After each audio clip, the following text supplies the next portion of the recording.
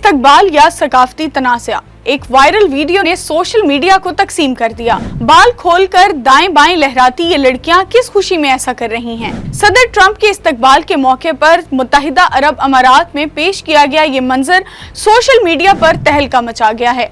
किसी ने कहा ये कौन सा इस्तकबाल है, तो किसी ने लिखा ये तो हमारी इस्लामी इक़दार के खिलाफ है। लेकिन असल हकीकत क्या है? ये कोई बेमकसद हरकत नहीं बल्कि अमारात का रिवायती रक्स अल अयाला है, जो शादियों, त्योहारों और ख़ास मेहमानों के इस्तकबाल पर पेश किया जाता है। इस रक्स में लड़कियां अपने लंबे बालों को मौसीकी की धुन पर झटक कर मखसूस अंदाज में घुमाती हैं, जो इस सकाफत की पहचान है।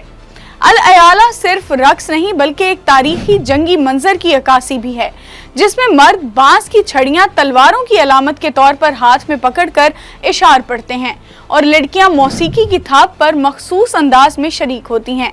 ये रिवायत यूनेस्को की तस्लीम शुदा सकाफती विरसे की फहरिस्त में भी शामिल है, मगर सोशल मीडिया पर बहस जारी है।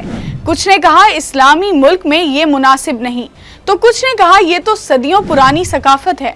सकाफत या तनाज़ा, फैसला आपका। कमेंट्स में बताएं क्या तनकीद जायज़ है।